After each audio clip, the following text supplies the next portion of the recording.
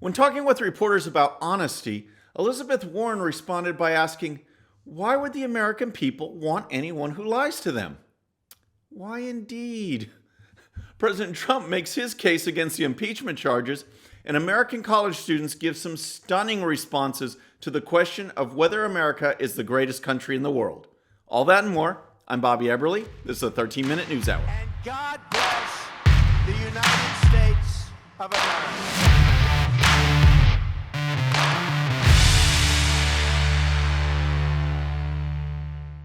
Hello, friends. Welcome to the show. Happy Monday. I hope you had a great weekend.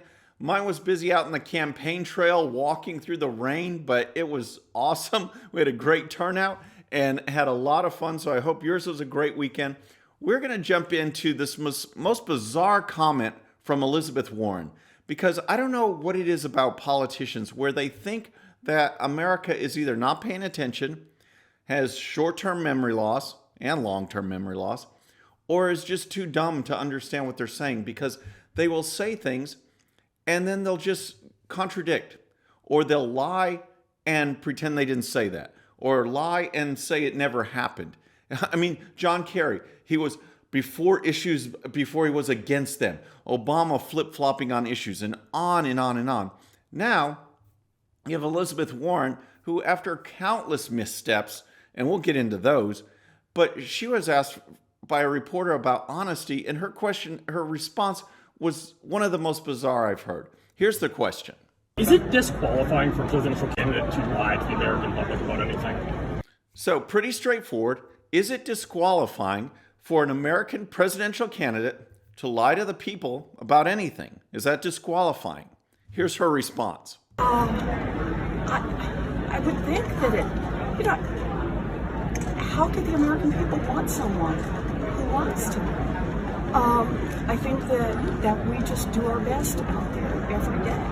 And I hope that's what happens with everyone. How can the American people want someone who lies to them? That's her response. Elizabeth Warren, that's her response. This is the person who, on applications, said she was American Indian. And then, oh yes, guess what? It turns out she's not. This is the person who said that she was fired from her job because she was pregnant. That wasn't true. And then to embellish her life story, she said that her father worked as a janitor. That's not true either. And now all of a sudden, she's claiming that Bernie Sanders came and told her that no woman could ever be elected president. So she's playing the woman card. Is she lying about that too? Is that the way that things are going? For her to say that was completely absolutely nuts. Here it is. How could the American people want someone who lies to them? So that one just makes me shake my head. I've never seen someone come out and so blatantly mischaracterize their own self in the history of the things that she has said. So next I want to give you an update on impeachment, because we've moved from the House. Now we're getting ready for the Senate. We're about to start the trial. All the big proceedings start tomorrow. And Senator Lindsey Graham, who chairs the Senate Judiciary Committee, was on Fox News Sunday, and he was talking first about the chances that the impeachment trial could be dismissed altogether. Here was the question.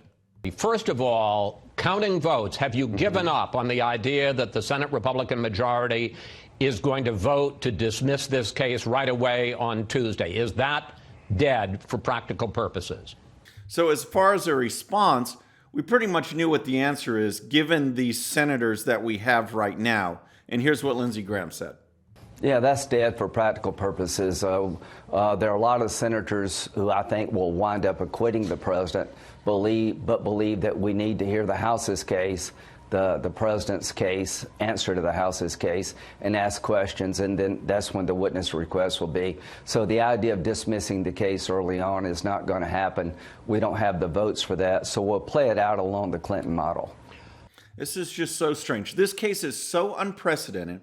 And I've mentioned this before, never have we had an impeachment of a president that didn't involve an actual crime. Johnson was accused of a crime. Clinton was accused of a crime. With Johnson, it was violating the Tenure of Office Act. With Clinton, it was perjury. It was lying to Congress. And actual crimes, there's none of that with President Trump. And over this weekend, he made the case. He put out a briefing paper stating his own case against these bogus impeachment charges, and he laid it out. And based on that right there, and we'll get into some of what he said, that right there is cause for dismissal. Any senator that had paid attention to the House proceedings and the lack of witnesses that were allowed on the Republican side should see what a farce this was and dismiss it. But when you have senators like Mitt Romney and Susan Collins and Lisa McCursky, we want to hear what's going on. We already heard it on the House side, and we know how bogus it is. It's not worth the time and expense and taxpayer money for the trial. So President Trump put out a document laying out these cases. All right, so Article 1, you have this abuse of power, and yet no one actually claimed that there was an impeachable offense when you're talking about these phone calls with Ukraine, with the Ukrainian leadership. The transcripts were released. No one that the House brought out during their testimony, even when asked, where's the impeachable offense, they couldn't answer. They didn't say there was any impeachable offense, and the Ukrainian leader said there was no pressure put on him. So the charge is completely bogus, and it shows, again, it cites no breaking of the law. In the second one, this abuse of Congress, the president has the authority to maintain confidentiality within the executive branch. He has executive authority over that. So just because Congress doesn't like it doesn't mean that it's an abuse of Congress. Again, no laws were broken, no laws are stated, and yet this is proceeding. So one of the things that is stated in the Constitution, one of the things that the Democrats tried to push, they were pushing, it was bribery, right? They said the president was accused of bribery, he's guilty of bribery. And yet they kind of let that go, and it didn't make it in the articles of impeachment. Well, now, one of these impeachment managers, these Democrats from the House that's going to try the case, he was asked on CNN about that, about bribery, and here's how it went.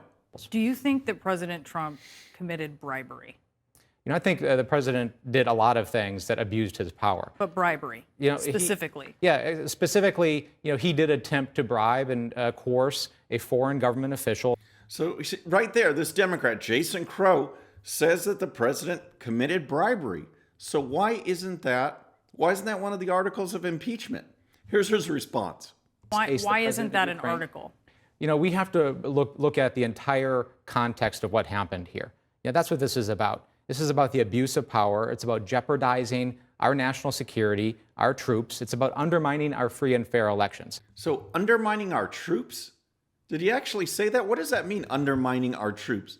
President Trump has done more to get troops out of harm's way, using the military for specific strikes, wanting to end endless war type policy.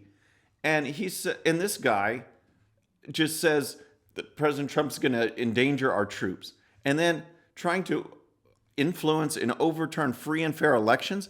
That's exactly what the Democrats are doing. That is exactly what they've been trying to do from day one with the Mueller investigation. And now with the impeachment, they are trying to get rid of this president, make him illegitimate, and actually remove him from office. They are trying to overturn a free and fair election. And this guy says this. He says this about President Trump. It's the most bogus thing I've ever heard.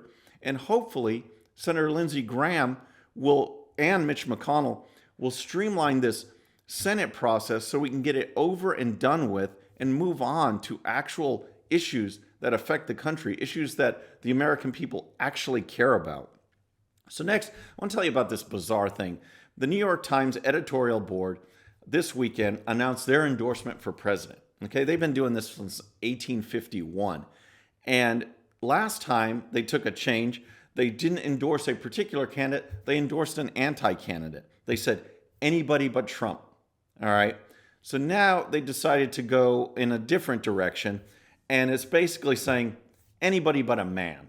And here's the report from the Daily Caller. The New York Times editorial board endorsed both Democrat Senators Elizabeth Warren of Massachusetts and Amy Klobuchar of Minnesota as the party's best choices for president, it announced Sunday. The editorial board, made up of opinion journalists, has chosen one candidate to endorse almost every year since its inception in 1851. In 2016, it released an anti-endorsement of now President Donald Trump. This year's endorsement of two Democrats is a break with convention. the New York Times noted. So what's this all about? It's just, I mean, is this, I don't even get it. You know, if they're trying to be clever or trying to, boost their ever sagging subscription base, who knows? But here's more from the Daily Caller. It says, this year, the goal is to make our primary endorsement process the most transparent to date, the editorial board wrote on January 13th. It's in a first for the Times. All interviews have been on the record and filmed. The New York Times editorial board met on December 17th after interviewing the candidates to discuss the pros and cons of each one. Ms. Klobuchar and Ms. Warren right now are the Democrats best equipped to lead that debate, the paper wrote Sunday after the announcement aired. May the best woman win. So I guess this whole idea, the New York Times trying to make a statement, trying to be relevant, and trying to be clever. So, I mean, Amy Klobuchar is on no one's radar screen, and yet she is one of the co-endorsements of the New York Times. So next, I want to talk to you about America's youth and what's happening, and we've seen it, and we are seeing the fallout, the results of decades of left-wing indoctrination in our schools from elementary all the way through college. We've seen it. This has been happening and largely unchecked by the conservative side, and we're starting to speak out. We're starting to notice things now, but it's there. It's happened, and now we have to deal with the results. And there was another poll out there that shows more and more students, they don't believe America is the greatest country in the world because they're not taught that anymore. They're not taught the values of freedom and liberty and what it means to live in this society when other societies chop off people's heads for things that go as daily routine here in the United States. So Cabot Phillips over at Campus Reform was talking to some students. Here's how he introduced his segment. I'm Cabot Phillips at Campus Reform. A new poll came out this week showing fewer young Americans than ever say America is the greatest country on earth. We're here at Georgetown University getting students' opinions firsthand. All right, folks, raise your hand if you have a feeling, if you know how this is going to turn out. Here's more. Currently with the political climate, I would say it's not the greatest country in the world. One of them, not the greatest. I wouldn't say it's the greatest country in the world, but I wouldn't say like you can really name any country to be that way. Yes, but barely at this point. I just love that last one. Yes, but barely. That is bizarre. So then Phillips asked one student how America could raise up. What could America do to kind of rise on the list? And here is the response. If America was to find a way to allow everyone to have better access in a sense, I think that they would go up. Access to what? Access to like everything, whether that be like just instilling them. I think access comes from like knowledge. A lot of times like there's not enough knowledge. So people need, like what they need like access to everything, which kind of, means knowledge and stuff. That's the response. So then Phillips asked which countries are better than America? If America's not the best one, which ones are better? Check this out. First thing that comes to mind is like climate problems, as well as we're standing in this like really weird weather. So countries that are really helping with that are countries like Paris and like a lot of European countries. Paris and other European countries. That's the response. And what I thought was weird too is she's talking about bizarre weather. She's holding an umbrella. It's not even raining. There's a truck coming by. Windshield's totally dry. Phillips standing there just chilling out. She's got her umbrella talking about bizarre weather and talking about Paris and other European countries. So, folks, that's our show for today. I hope you enjoyed it. Please subscribe, and when you do, please hit that bell so you'll be notified, and we'll see you next time. I'm Bobby Eberle. This is a 13-minute news hour.